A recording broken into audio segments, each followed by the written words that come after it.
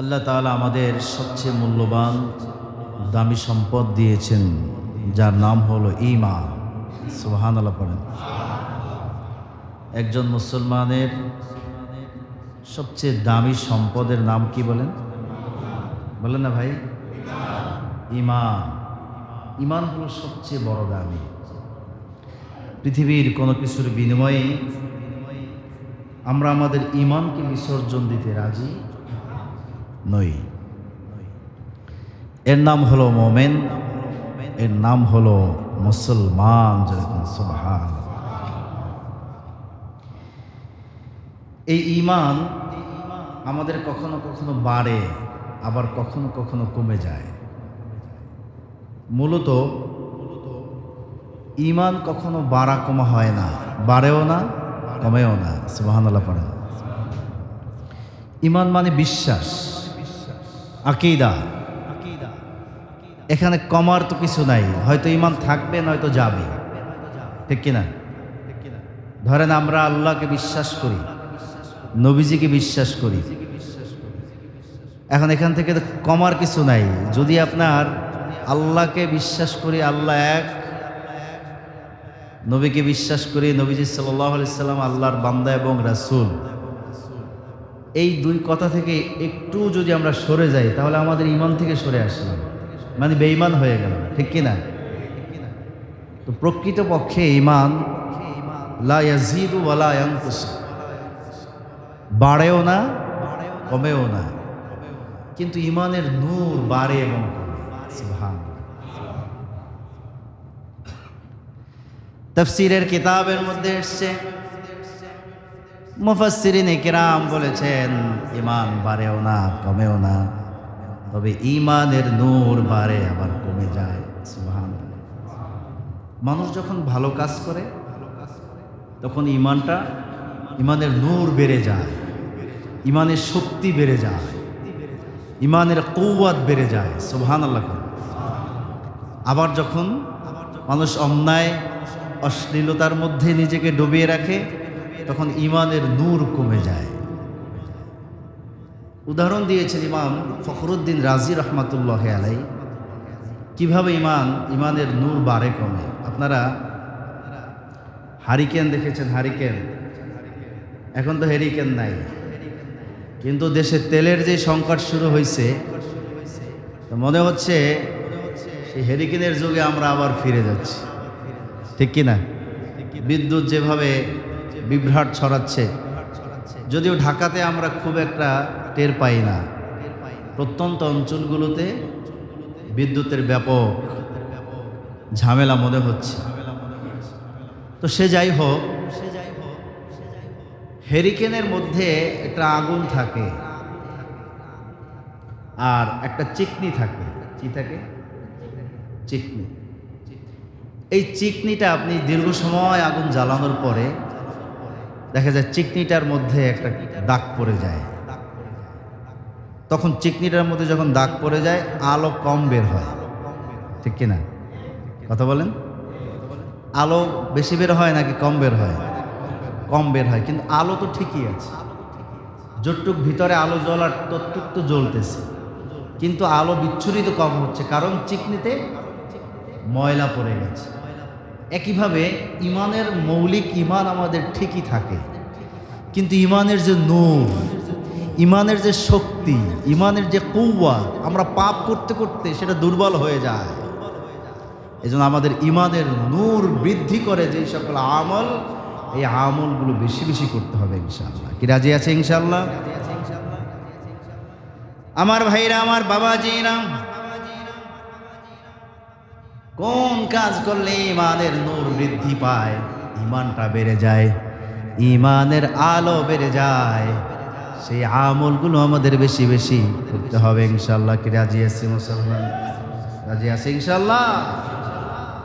আল্লাহ তাআলা পবিত্র কোরআনে বলেন, ইন্নামাল মুমিনুনাল্লাযীনা ইযা যুকিরাল্লাহু ওয়াজিলাত কুলুবুহুম ওয়া ইযা তুলিয়াত আলাইহিম আয়াতুহু যাদাতহুম ঈমানা।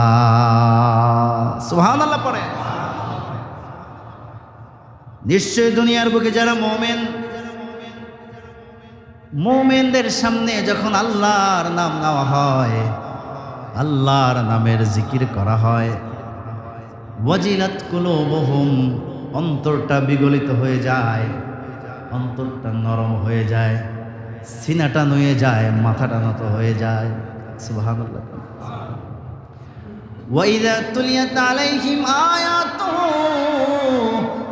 যাদাতুহুম ঈমানা, যখন বান্দার সামনে আল্লাহর কোরআন তেলাওয়াত করা হয়, আল্লাহর কোরআন তেলাওয়াত যখন বান্দা কান দিয়ে শুনে, হৃদয় দিয়ে অনুভব করে, যাদাতুহুম ঈমানা, বান্দার ঈমানের নূর বেড়ে যায়, ঈমানের কুওয়াত শক্তি বেড়ে যায়। যেরকম সুবহানাল্লাহ। তাহলে ঈমানের শক্তি, ঈমানের নূর বৃদ্ধি করার দুইটা আমল পেলাম এই আয়াতের মধ্যে। কয়টা? কথা কয় না। কয়টা? এক নম্বর, যখন বান্দার সামনে জিকির করা হয়, আল্লাহর স্মরণ করা হয়, আল্লাহর নাম নেওয়া হয়, তাহলে আল্লাহর জিকির করার দরকার আছে না নাই? আল্লাহর স্মরণ করার দরকার আছে না নাই? আল্লাহ রব্বুল আলামিনকে সব সময় আমরা স্মরণে রাখবো, সব সময় আল্লাহর জিকিরে ফিকিরে থাকবে ইনশাআল্লাহ। কি রাজি আছি? ওয়াইদা তুলিয়াত আলাইহিম আয়াতুহু, এরপরে আল্লাহর আয়াত, আল্লাহর কোরআনের আয়াত, আল্লাহর কোরআনের তেলাওয়াত যখন বান্দার সামনে করা হয়, বান্দা যখন আল্লাহর কোরআনের তেলাওয়াত মনোযোগ সহকারে শোনে, আল্লাহর কোরআনের নূর বান্দার হৃদয়ের মধ্যে যখন প্রবেশ করে, বান্দার ঈমানগুলো বৃদ্ধি হয়ে যায়, বেড়ে যায়। বান্দার হৃদয়ের মধ্যে ঈমানের নূর বৃদ্ধি পাওয়ার সাথে সাথে বান্দার মধ্যে একটা তৃপ্তি আসে, একটা ভালোবাসা জন্মায়, আল্লাহর প্রতি ভালোবাসা জন্মায়, কোরআনের প্রতি সম্মান বেড়ে যায়। যেরকম সুবহানাল্লাহ। কোরআন শুনতে ভালো লাগে তো? সবার ভালো লাগে না? লাগে সবার ভালো লাগতে হবে আল্লাহর কোরআন। সুবহানাল্লাহ। কোরআনের তেলাওয়াত শুনলে, আপনারা যারা মক্কা শরীফ, মদিনা শরীফ গিয়েছেন, সুবহানাল্লাহ, ইমাম সাহেব যখন তেলাওয়াত করেন, সুবহানাল্লাহ, আব্দুর রহমান আস-সুদাইসি মাদ্দাজিল্লাহুল আলী, আমার সৌভাগ্য হয়েছে এই বছর উমরায় ওনার পিছনে নামাজ পড়া। উনি যখন তেলাওয়াত করেন, সুবহানাল্লাহ, মনে হয় যেন কাবা প্রাঙ্গণে উপর থেকে আল্লাহর রহমত নাজিল হচ্ছে। এমনভাবে তিনি তেলাওয়াত করেন, হৃদয়টা বিগলিত হয়ে যায়, মানুষগুলো নামাজের মধ্যে ছটফট করতে থাকে, মানুষগুলো চিৎকার করা শুরু করে। সুবহানাল্লাহ। তেলাওয়াতের কি রূপ, আল্লাহর কোরআনের তেলাওয়াতের রূপ। সুবহানাল্লাহ। বাংলাদেশে একজন আন্তর্জাতিক কারি আছে, কারি আহমদ বিন ইউসুফ আল আজহারি মাদ্দাজিল্লাহুল আলী, অত্যন্ত চমৎকার তেলাওয়াত করেন। সুবহানাল্লাহ। ইউটিউবে সার্চ দিলে দেখতে পাবেন ওনার তেলাওয়াত। ইন্টারন্যাশনাল কারি, অথচ আমাদের বাংলাদেশের একজন কারি যার গ্রহণযোগ্যতা সারা বিশ্বে অন্যতম, প্রধানতম। আপনি 2-3 জন 5 জনের মধ্যে তার তালিকা আছে। সুবহানাল্লাহ পড়েন না? কিন্তু দুর্ভাগ্য হলো যে বাংলাদেশে এই মানুষগুলোর সেইভাবে মূল্যায়ন করা হয় না।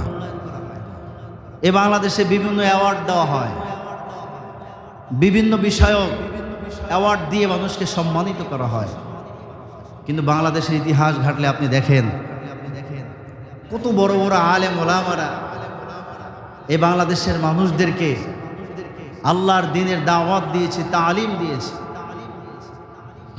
যে মানুষগুলো তাদের জীবনের সর্বস্ব শেষ করে দিয়েছে আল্লাহর দ্বীন প্রতিষ্ঠার জন্য, যে আল্লাহর ওলিরা এদেশের নদীর বাঁকে বাঁকে,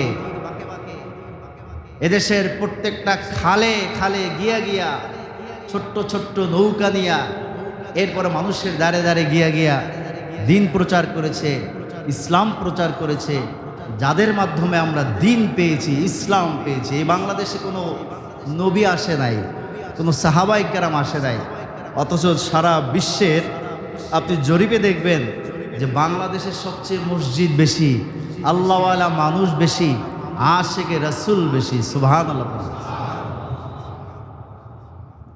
এই নিয়ামতগুলো যে আমরা পেয়েছি একমাত্র আল্লাহর ওলিদের কারণে, অথচ তাদেরকে সেই সম্মানটা দেওয়া হয় না।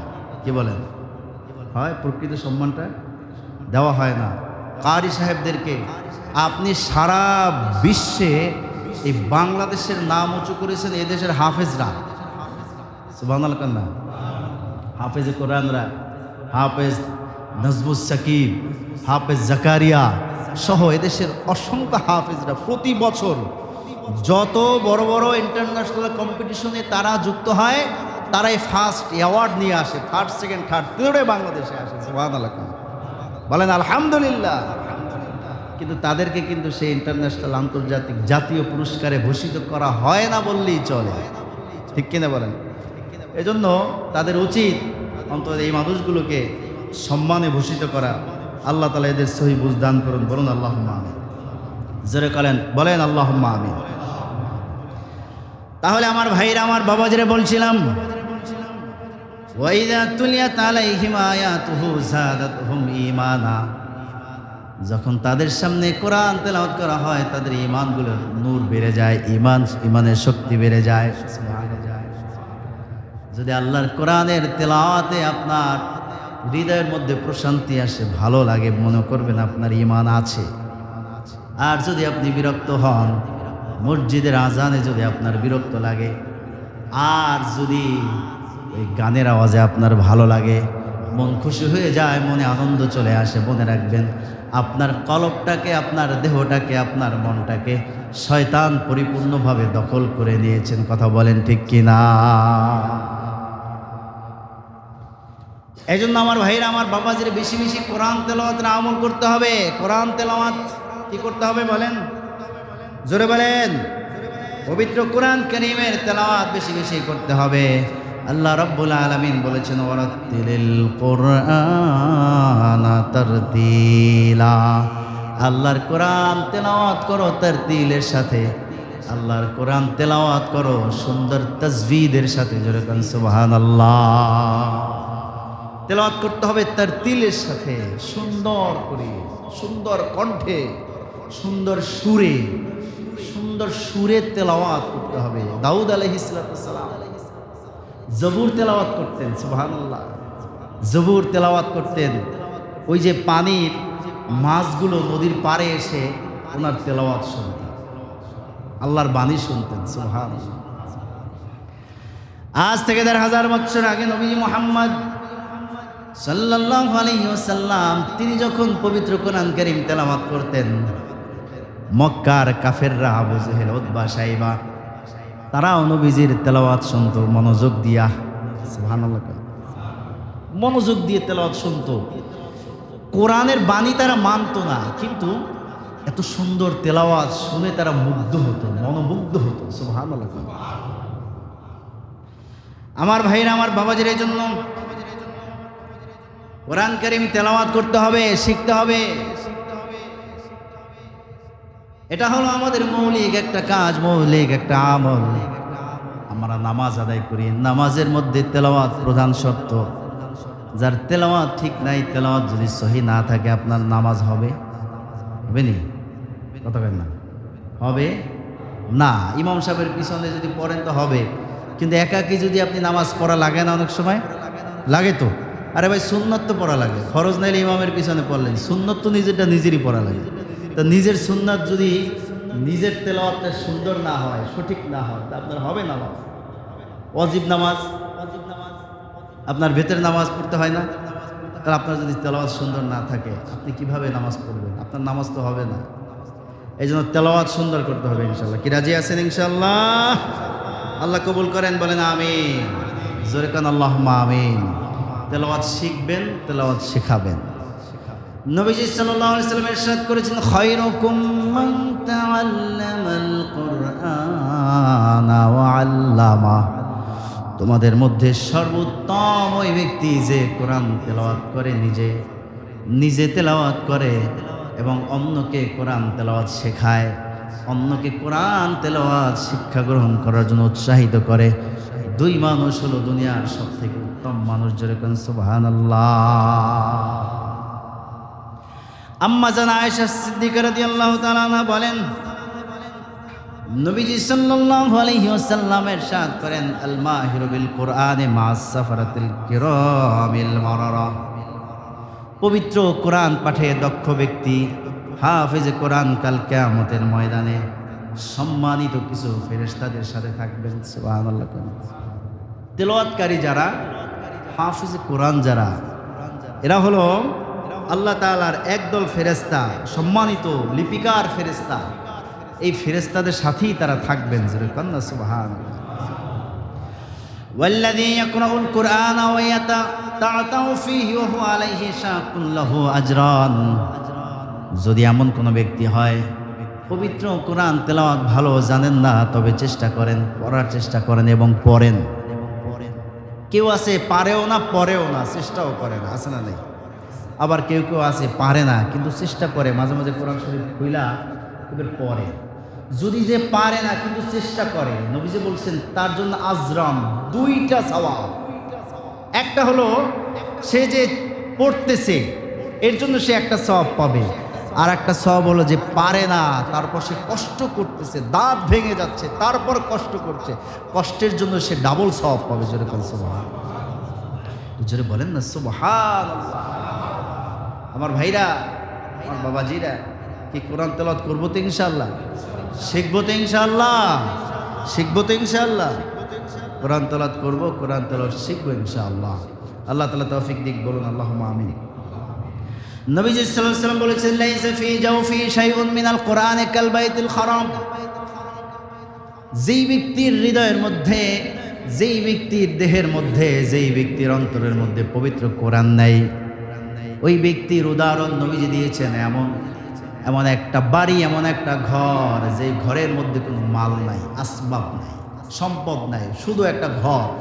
যেই ঘরের যেমন কোনো দাম নাই, আপনার হৃদয়ে সব আছে, আপনার হৃদয়ে সব জ্ঞান আছে, কিন্তু কোরআনের জ্ঞান নাই। সব এলেম আছে, কোরআনের এলেম নাই। কেমন যেন কাল বাইতুল হারাম, এটা খালি একটা বাড়ির মতো। যেরকম হৃদয়টাকে ভরতে হবে আল্লাহর কোরআন দিয়ে ইনশাআল্লাহ। আল্লাহ তৌফিক দিক, বলুন আল্লাহুম্মা আমিন। আন মাসউদ রাদিয়াল্লাহু তাআলা قال قال رسول الله صلى الله عليه وسلم من قرأ حرفا من كتاب الله فله به حسنة والحسنة بعشر أمثالها। নবীজি সাল্লাল্লাহু আলাইহি ওয়াসাল্লাম বলেছেন, যেই ব্যক্তি কোরআনুল কারীম তেলাওয়াত করবে, একটা হরফ তেলাওয়াত করবে, তার জন্য একটা সওয়াব। কয়টা সওয়াব? কথা বলেন না। ফালাহু বিহি হাসানা ওয়াল হাসানাতু বিআশারি আমসালিহা। এমন একটা যেইটা 10 গুণ। কয় গুণ? কথা কয় না। এমন একটা, যেমন একটার মধ্যে রয়েছে 10টা হাসানা থাকবে, 10টা নেক থাকবে, 10টা সওয়াব থাকবে। যেরকম সুবহানাল্লাহ। লা কুলু আলিফ লাম মিম হারফুন। আমি এটা বলছি না আলিফ লাম মিম একটা হরফ, আলিফ লাম মিম একটা হরফ, কথা আমি বলছি না। বাল আলিফুন হারফুন ওয়া লামুন হারফুন ওয়া মিমুন হারফুন। বরঞ্চ কোরআন কারীমের আলিফ একটা হরফ, লাম একটা হরফ, মিম একটা হরফ। প্রত্যেকটা হরফের জন্য একটা করে নেকি থাকবে, হাসানা থাকবে। এক একটা হাসানার মধ্যে রয়েছে 10টা করে হাসানা। জোরে কোন সুবহানাল্লাহ। কি ভাই, তেলাওয়াত করবো তো ইনশাআল্লাহ? কথা কন না।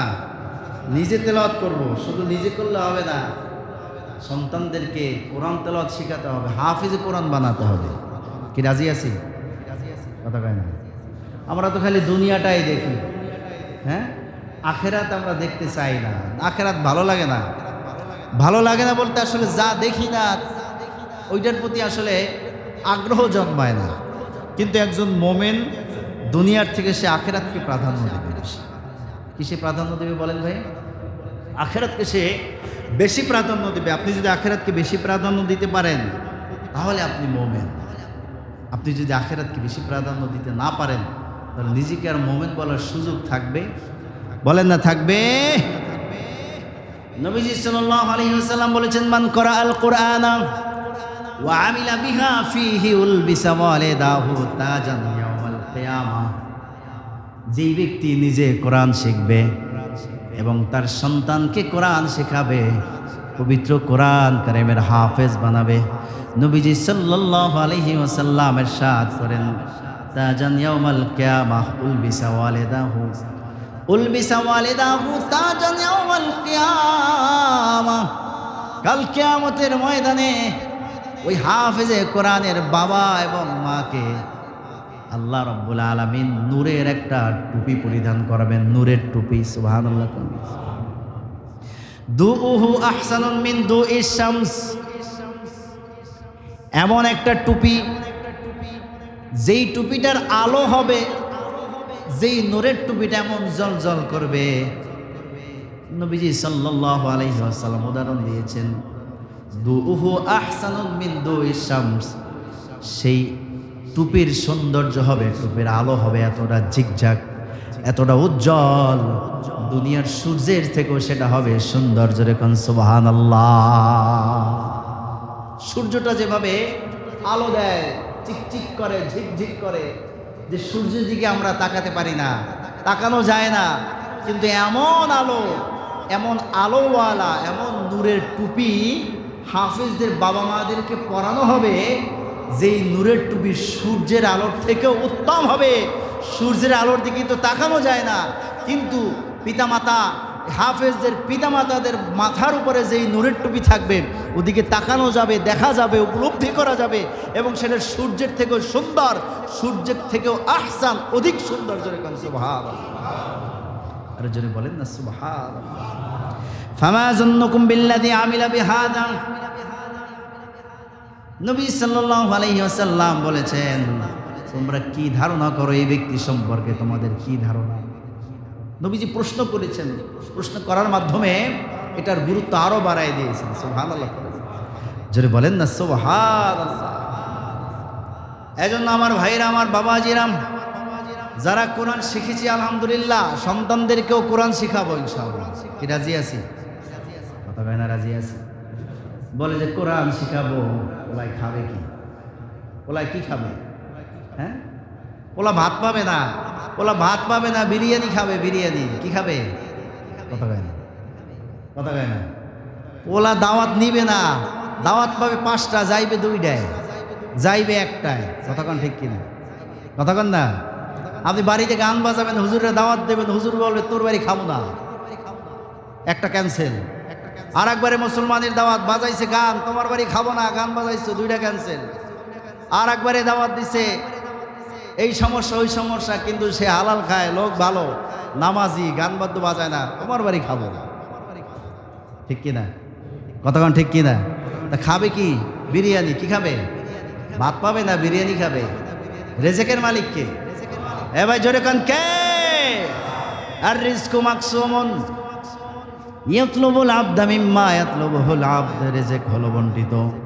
মানুষ রেজেক যত খোঁজে তার চেয়ে ওই রেজেক মানুষটাকে বেশি বেশি খোঁজে। জোরে কান সুবহানাল্লাহ। সব কিছু মালিক আল্লাহ। আপনি আমি কি খাবো, কিভাবে খাবো, কিভাবে চলবো, সব কিছু ওই মালিক নির্ধারণ করে দেন। সুবহানাল্লাহ পড়েন। এই জন্য সন্তানদেরকে আলেম বানাবো, কোরআনের হাফেজ বানাবো, আল্লাহর কোরআন শিখাবো ইনশাআল্লাহ। কি রাজি আছি তো ইনশাআল্লাহ? কি ভাই রাজি আছি তো ইনশাআল্লাহ? আল্লাহ তৌফিক দিক, বলুন আল্লাহুম্মা আমিন। জোরে কান আল্লাহুম্মা আমিন। আমার ভাইরা, আমার বাবাজিরা, বাচ্চাদেরকে আলেম বানাতে হলে আগে নিজেদেরকে আলেম হতে হবে। বাচ্চাদেরকে ভালো বানাতে হলে নিজেদেরকে ভালো হতে হবে। অনেকে আমরা আছি, ছেলেকে মাদ্রাসায় ভর্তি করে দিয়েছি, কিন্তু বাড়িতে বসে নিজের টিভি দেখি।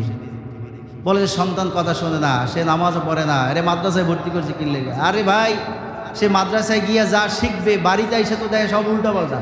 বাড়িতে এসে দেখে আব্বায় নামাজ পড়ে না, মায়ের নামাজ পড়ে না, বাবা মায়ের টিভির দিকে তাকায় থাকে, তাহলে ও কী করবো? তো ওইটাই শিখবে। কথা ঠিক ঠিক। সন্তানদেরকে আলেম বানাইতে হলে আগে নিজেকে সংশোধন হতে হবে, নিজের পরিবারটাকে আগে সংশোধন করতে হবে। তাহলে আপনি আপনার সন্তানটাকে আলেম বানাইতে পারবেন, নচেত পারবেন না, সম্ভব। আমার ভাইরা, আমার বাবাজির, আব্দুল কাদের জিলানী রহমাতুল্লাহি আলাইহি মায়ের পবিত্র রেহেম মোবারক থেকে 18 পারা কোরআন কারিমের হাফেজ হয়ে দুনিয়া আগমন করেছেন। 18 পারা তেলাওয়াত মুখস্থ করে দুনিয়া আগমন করেছেন। এইটা আব্দুল কাদের জিলানীর কোনো ক্রেডিট না, এটা তার মায়ের ক্রেডিট। কার ক্রেডিট? কতক্ষণ না, এইটা তার মায়ের ক্রেডিট। ছোট্ট বাচ্চা আব্দুল কাদের জিলানীকে মক্তবে ভর্তি করে দিয়েছে। মক্তবে যখন উস্তাদ বলছে বাবা পড়ো আলিফ, পরে আলিফ বা তা সা জিম হা খা দাল জাল র জা সিন শিন সাদ দাদ ইয়া, সুবহানাল্লাহ। বলে যে তুমি দি সব পারো, পড়ো আলহামদুলিল্লাহি রাব্বিল আলামিন, পরে আলহামদুলিল্লাহি রাব্বিল আলামিন আর রহমানির রহিম মালিকি ইয়াউমিদ্দিন ইয়্যাকা না'বুদু ওয়া ইয়্যাকা নাস্তাঈন ইহদিনাস সিরাতাল মুস্তাকিম, সুবহানাল্লাহ। পরে পড়ো আলিফ লাম মিম, পরে আলিফ লাম মিম যালিকাল কিতাবু লা রাইবা ফীহি হুদাল লিল মুত্তাকিন, সুবহানাল্লাহ। পড়তে পড়তে 18 পারা শেষ করে ফেলছে। বাবা তুমি তো এত ছোট্ট বাচ্চা, এত তেলাওয়াত কিভাবে শিখলা, এত তুমি কিভাবে শিখলা, কিভাবে তুমি শিখলা বলো? বলে জানি না, চলো তোমার মায়ের কাছে চলো। পর্দার আড়াল থেকে ডেকে ডেকে বললেন আব্দুল কাদেরের মা, ও ভাগ্যবতী মা, আপনার সন্তান, তাকে আপনি কিভাবে এত কিছু শিখালেন আপনি একটু আমাকে বলেন। আমি তো মক্তবের টিচার, আপনার সন্তান যা জানে যা পারে আমিও তা জানি না, পারি না, সুবহানাল্লাহ।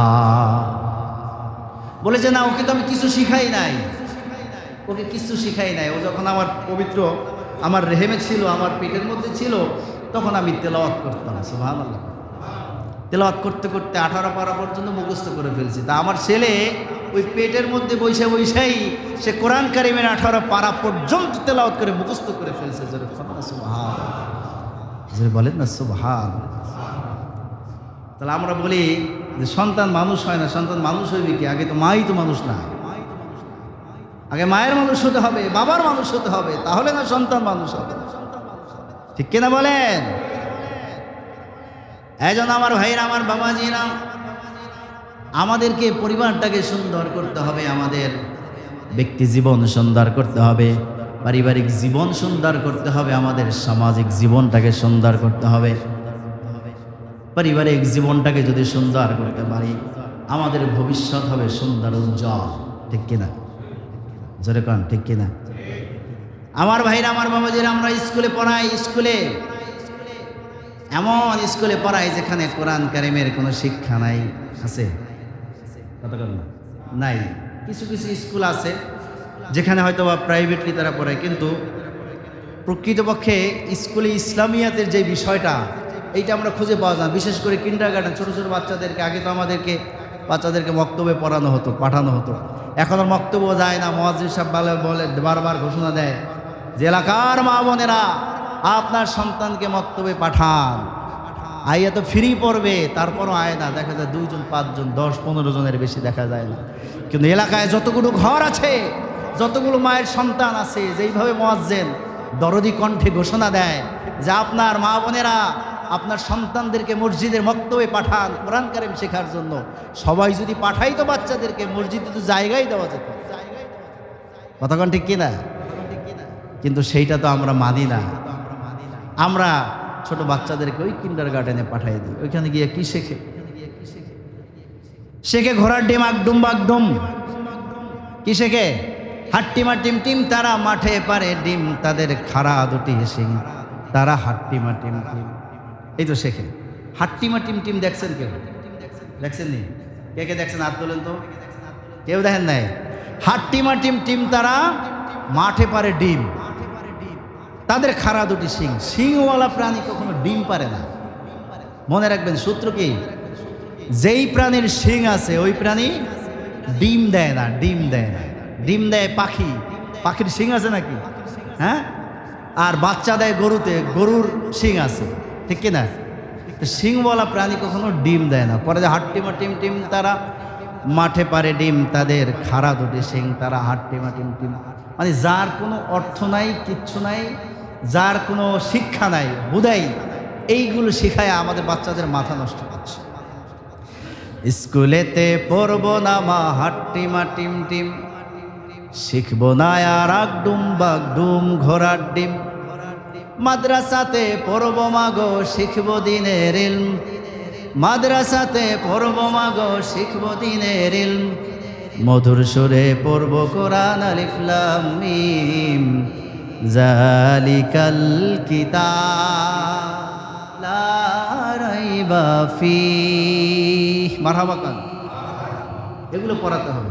আলিফে আল্লাহ শিখে নাও, বাতে বাইতুল্লাহতে যাও, তাতে তওবা করে নাও, সাথে সমরুন খেয়ে গাও, লা ইলাহা ইল্লাল্লাহ মুহাম্মাদুর রাসূলুল্লাহ সাল্লাল্লাহু আলাইহি ওয়াসাল্লাম, লা ইলাহা ইল্লাল্লাহ মুহাম্মাদুর রাসূলুল্লাহ সাল্লাল্লাহু আলাইহি ওয়াসাল্লাম। করেন মারহাবা।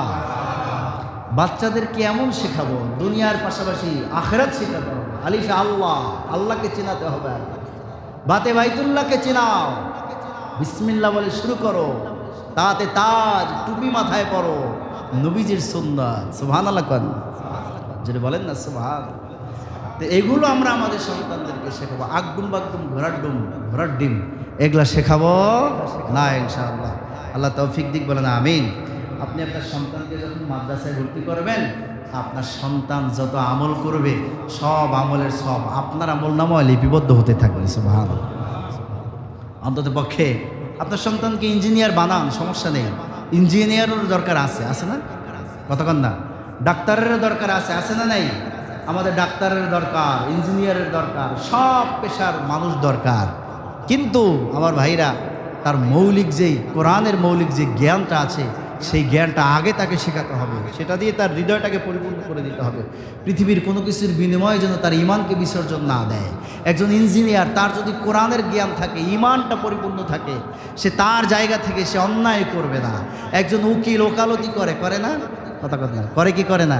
একজন ম্যাজিস্ট্রেট, সে যখন রায় দেয়, রায়ের ক্ষেত্রে কখনো কখনো টাকা খেয়ে, ঘুষ খেয়ে, তার যার কাছ থেকে ঘুষ খায় তার পক্ষে রায় দেয়, এরকম তো ঘটনা আছে না নাই? কতক্ষণ না আছে না নাই? তাহলে এই ম্যাজিস্ট্রেট, তার মধ্যে যদি কোরআনের মৌলিক জ্ঞান থাকতো, তার মধ্যে যদি আল্লাহর ভয় থাকতো, সে যদি এতটুকু চিন্তা করতো যে আমাকে মরতে হবে, আল্লাহর কাঠগড়ায় দাঁড়াতে হবে, আমাকে হিসাব নিকাশ করা হবে, বিচার করা হবে, আমার জন্য তো জাহান্নাম রয়েছে, আমার জন্য শাস্তি রয়েছে, এই চিন্তা, এই ধর্মীয় জ্ঞান, অনুভূতি যদি তার হৃদয়ের মধ্যে থাকতো, এই কাজ করতো।